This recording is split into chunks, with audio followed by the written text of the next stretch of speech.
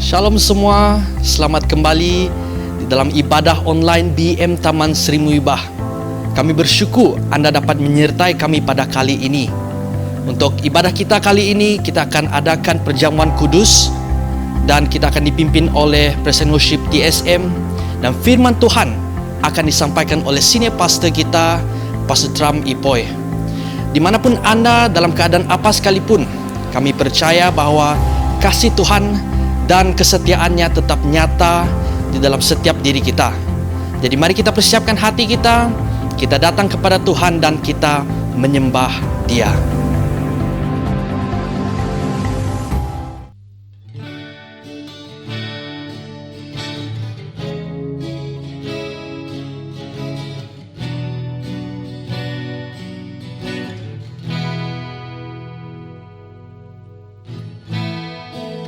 Bersyukur selalu bagi kasih-Mu di dalam hidupku,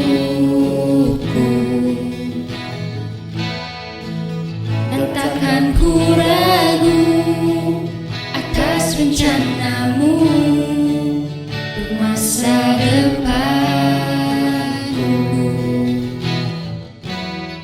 Sebagai Bapa yang baik,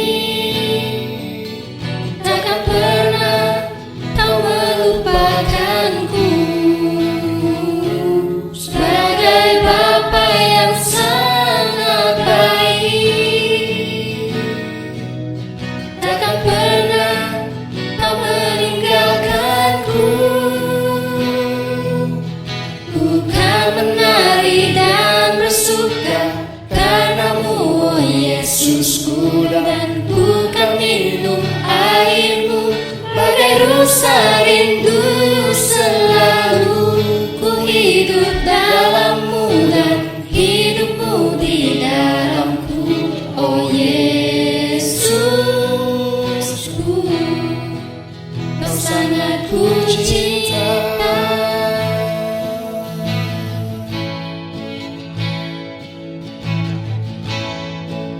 Bersyukur selalu bagi kasih-Mu di dalam hidupku,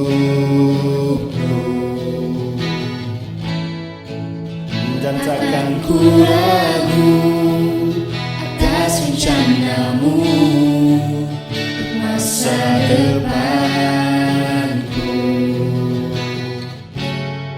Sebagai Bapa yang baik, takkan pernah Kau melupakanku. Sebagai Bapa yang sangat baik, takkan pernah Kau meninggalkanku. Bukan menari dan bersuka karena-Mu, oh Yesusku, dan bukan minum air-Mu, bagai rusa rindu selalu ku hidup dalam-Mu dan hidupmu di dalamku. Oh Yesusku, Kau sangat ku cinta.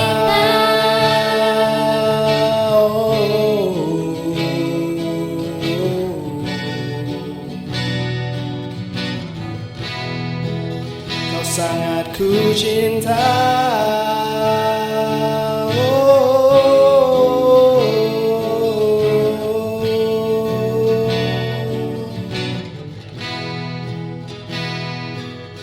Ku kan menari dan bersuka karena-Mu, oh Yesusku, dan ku kan minum air-Mu, bagai rusa rindu selalu ku hidup dalam-Mu dan hidupmu di dalamku.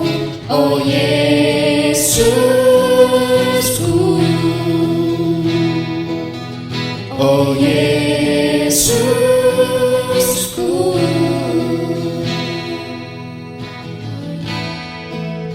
sangat ku cinta.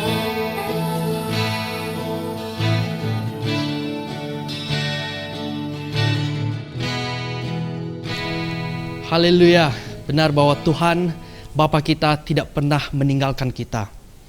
Jadi untuk masa seterusnya kita akan mendengar firman Tuhan atau ayat hafalan yang akan disampaikan daripada pelayanan kanak-kanak. Dan selepas itu kita akan sama-sama diteguhkan dan diberkati melalui firman Tuhan yang akan disampaikan oleh Reverend Tram Ipoy.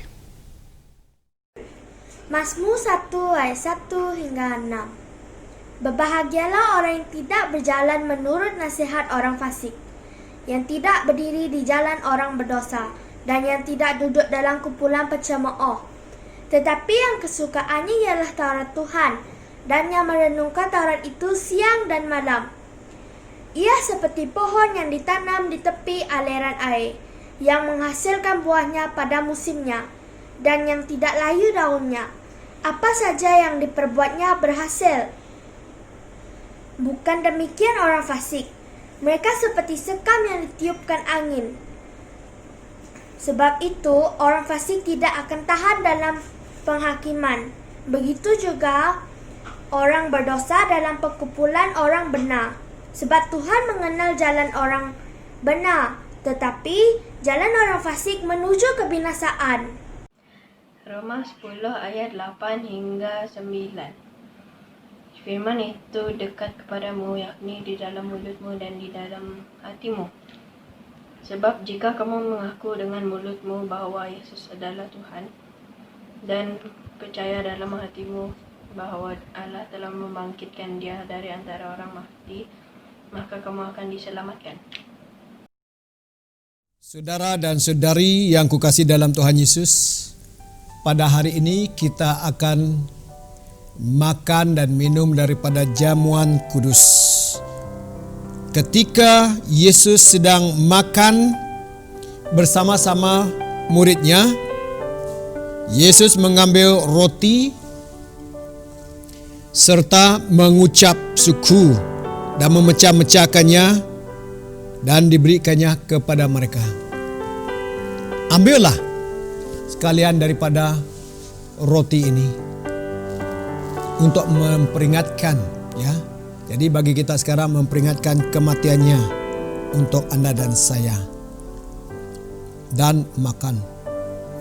Lalu kemudian dia juga ambil cawan. Cawan ini adalah minum dan untuk memperingatkan darahnya yang tertumpah. Mari minum.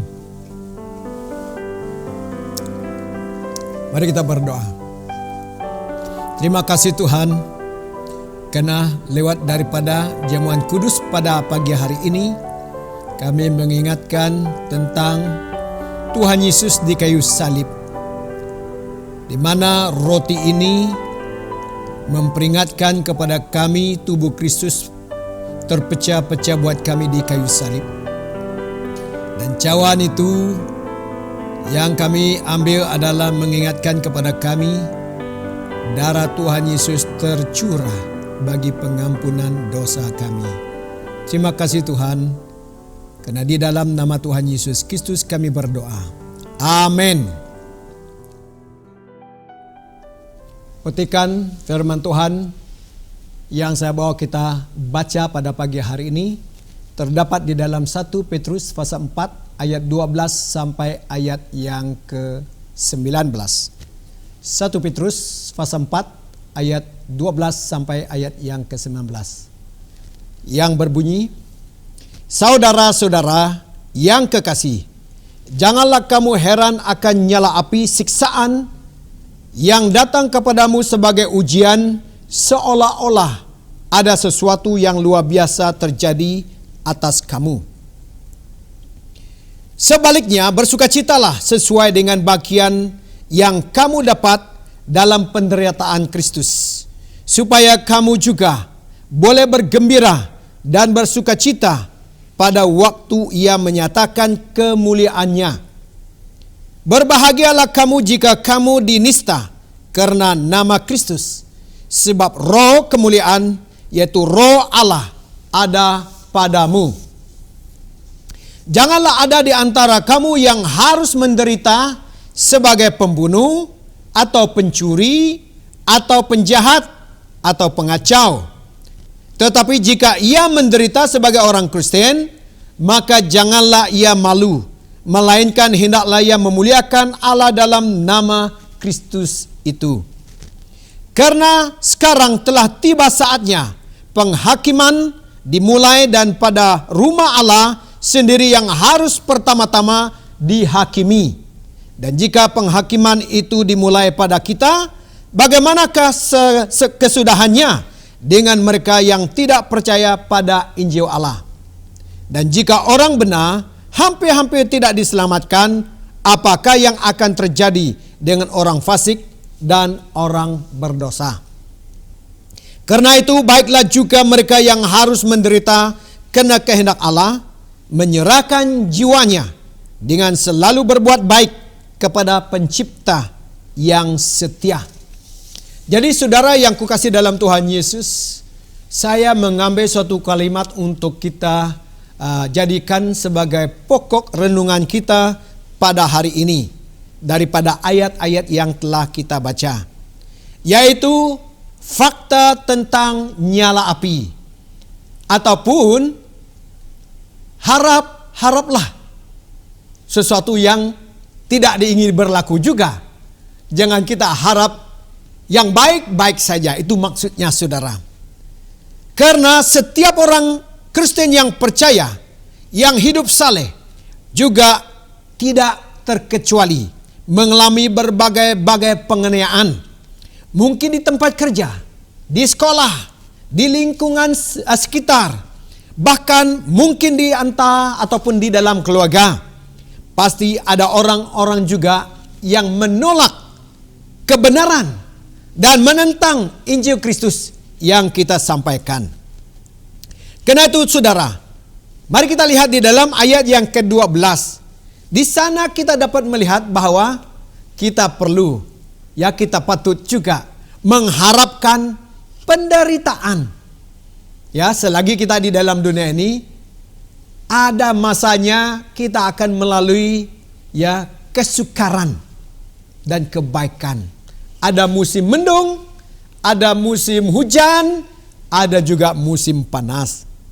Itu makanya dia sebutkan bahwa janganlah kita tidak mengharapkan akan ada nyala api siksaan di tengah-tengah kita. Dan itu adalah merupakan suatu ujian kepada kepercayaan kita, iman kita di dalam Kristus Yesus. Karena lewat itu, maka Anda dan saya akan mengalami sesuatu yang luar biasa.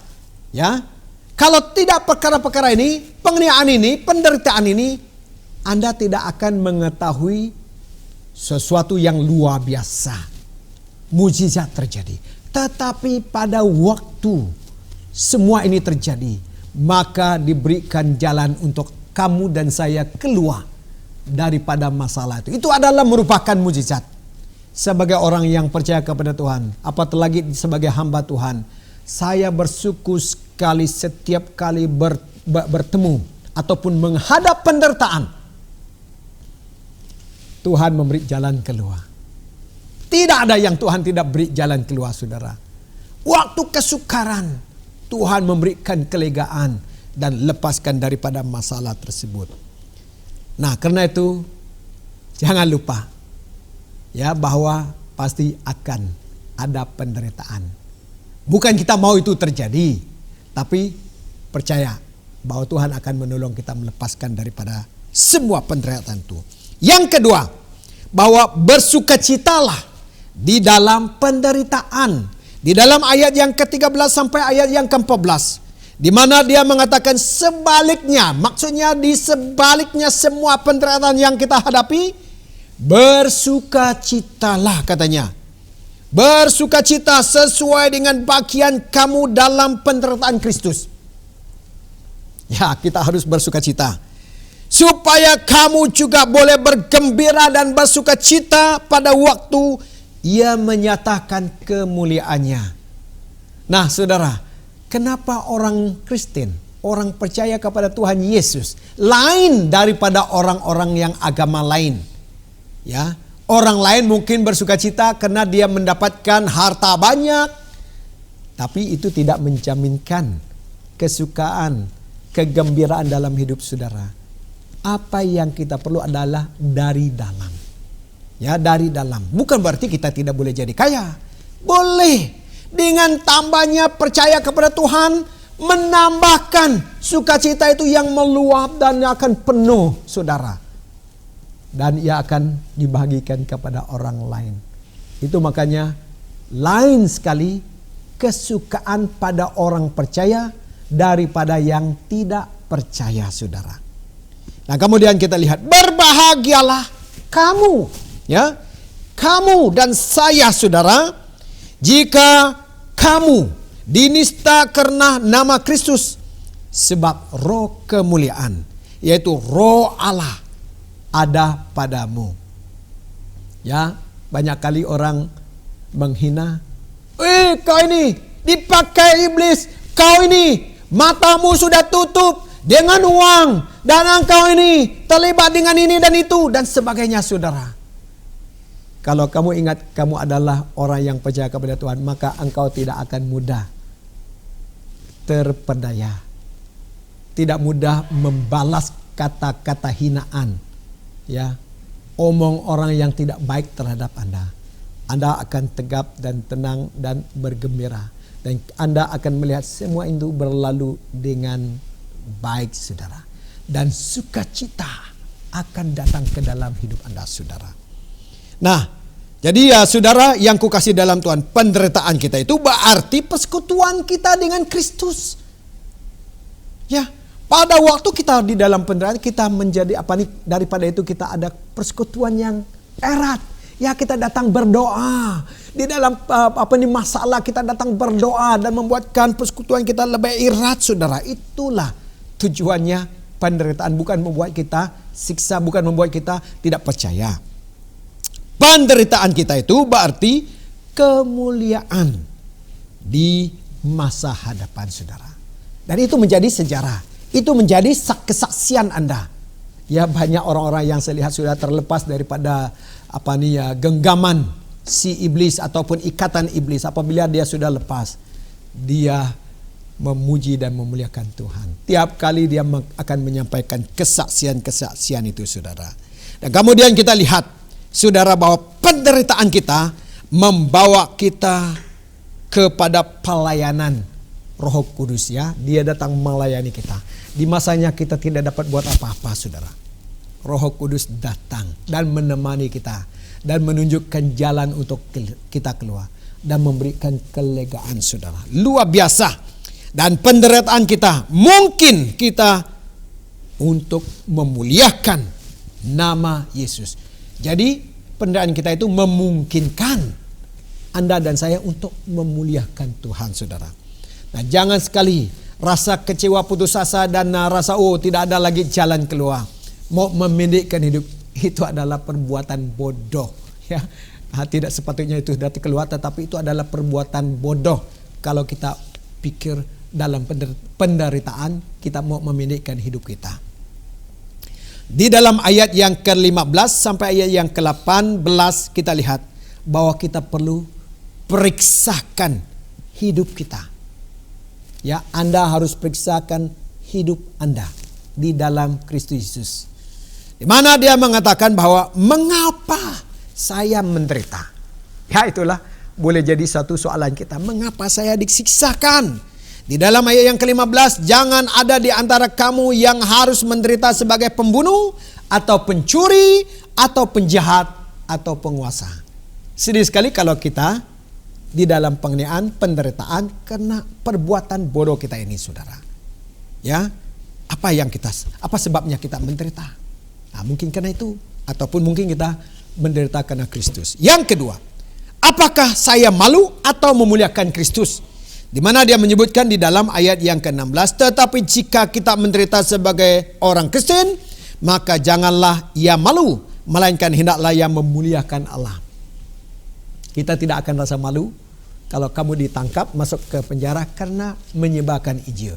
Tetapi kalau kamu ditangkap, masuk penjara karena berbuat yang jahat, itu malu sekali. Nah, dengan itu saudara, Anda dan saya, waktu menderita bagi Kristus, kita tidak akan rasa malu. Wow, kita bersemangat karena kita menderita untuk Kristus, bukan karena yang jahat-jahat, tetapi untuk yang baik, saudara. Dan apakah saya ingin memenangkan yang hilang? Ya, jadi saudara, bagaimana Anda memeriksakan hidup Anda waktu di dalam penderitaan? Kita lihat di dalam ayat yang ke-17 sampai yang ke-18. Karena sekarang telah tiba saatnya penghakiman dimulai, dan pada rumah Allah sendiri yang harus pertama-tama dihakim. Dan jika penghakiman itu dimulai pada kita, bagaimana kesudahannya dengan mereka yang tidak percaya? Sangat sedih kan kalau dia tidak percaya. Dan jika orang benar hampir tidak diselamatkan, apakah yang akan terjadi dengan orang fasik dan orang berdosa? Sedih, ya, sangat sedih, karena kamu dan saya tidak memenangkan. Tetapi apabila kita memenangkan jiwa-jiwa yang hilang ini, kita masuk penjara karena mereka yang hilang kita menangkan ini. Kemuliaan kepada Tuhan, luar biasa, saudara. Jadi karena itu jangan malu menyampaikan Injil kepada teman-teman kita yang hilang. Yang terakhir pada hari ini, di dalam ayat yang ke-19, di mana kita lihat, karena itu baiklah juga mereka yang harus menderita karena kehendak Allah, menyerahkan jiwanya dengan selalu berbuat baik kepada Pencipta yang setia. Berarti kamu dan saya harus membuatkan suatu komitmen, ya, komitmen diri kita kepada Allah, komitmen kita memenangkan jiwa. So we are committed to save the lost, and it will surely cost something for you and me. Ya akan ada tanggung jawab kita, saudara. Kita akan berkorban masa kita, uang kita, tenaga kita, dan semuanya kita akan tanggung, saudara. Tapi tanggungan Anda itu tidak akan sia-sia, saudara. Pengalaman saya di dalam pelayanan, sampai 3 malam saya berjalan terus, saya tidak rasa letih karena ada jiwa-jiwa yang dimenangkan. Saya tidak rasa letih berjalan 21 hari di dalam hutan, dari satu kampung ke satu kampung. 1 hari, dari satu kampung ke satu kampung. 1 hari, dari jam 5 pagi sampai jam 9 petang, malam. Saya tidak rasa letih karena pelayanan bagi Tuhan, saudara. 21 hari adalah merupakan suatu kesaksian, kegembiraan, sukacita kita melayani Tuhan, saudara. Sampai sekarang saya rasa bersemangat, ya, semangat. Dan saya ajak Anda, saya tentang Anda, jangan sekali-sekali rasa lelah, letih untuk melakukan pekerjaan Tuhan, saudara. Saya tidak tahu apa pelayanan Anda. Mungkin Anda adalah seorang penginjil yang berjalan ke satu tempat. Anda mungkin dalam praise and worship. Anda mungkin di dalam pelayanan kanak-kanak. Anda di dalam pelayan muda-mudi. Anda di dalam apapun pelayanan yang ada di gereja. Kita tidak akan rasa letih. Ibu-ibu lebih-lebih lagi. Ya ibu-ibu, wah sudahlah pelayanan di dalam rumah, pelayanan di dalam gereja, pelayanan di luar lagi. Sangat letih. Jangan rasa keletihan. Semangat ibu-ibu. Bapak-bapak tidak kurang. Ya sudahlah, mereka bertanggung jawab untuk keluarga mereka. Ke sini sana untuk mencari rezeki. Tetapi pelayanan Tuhan tetap dijalankan. Dari rumah keluar dan sampai ke ujung dunia, saudara. Haleluya. Marilah jemaat yang dikasihi, kita bersama-sama melayani. Bukan saya sebagai hamba Tuhan saja yang bekerja di dalam ladang Tuhan. Semua kita, ya, semua kita, daripada yang kecil sampai yang besar, terlibat di dalam pelayanan. Amin. Haleluya. Mari kita berdoa. Allah Bapa kami yang di surga, kami mengucap syukur karena pada hari ini kami telah membaca firman-Mu dan juga mendengar sedikit huraian dan kesaksian. Biarlah itu mendorong dan menguat kami di dalam iman, bahkan juga memberi sukacita kepada kami di dalam penderitaan ataupun penganiayaan yang kami hadapi, di dalam pelayanan, di dalam kuliah, di dalam sekolah, di dalam pekerjaan, di dalam bisnis, ataupun di sekeliling sekitar kami ya Tuhan. Kami tetap mengharap Tuhan yang akan memberikan jalan keluar. Pasti kami dapat jalan keluar daripada semua masalah ini. Haleluya. Haleluya. Kami doakan bagi negara kami dan seluruh dunia yang masih di dalam keadaan takut dengan penyakit yang sedang menolak ke sini sana, wabak penyakit COVID-19 ini. Tuhan memberikan kelepasan dan menyucikan permukaan bumi ini daripada penyakit-penyakit ini. Karena di dalam nama Tuhan Yesus Kristus kami sudah berdoa. Amin. Terima kasih. Tuhan memberkati Anda sepanjang minggu yang akan datang ini. Puji Tuhan dan bersyukur atas firman yang telah disampaikan. Semoga kita semua diberkati dan lebih diteguhkan lagi. Dan kami berharap Anda yang sedang menyaksikan ibadah kami akan tetap menyertai kami pada minggu-minggu yang akan datang. Tuhan memberkati dan Tuhan menyertai kita semua.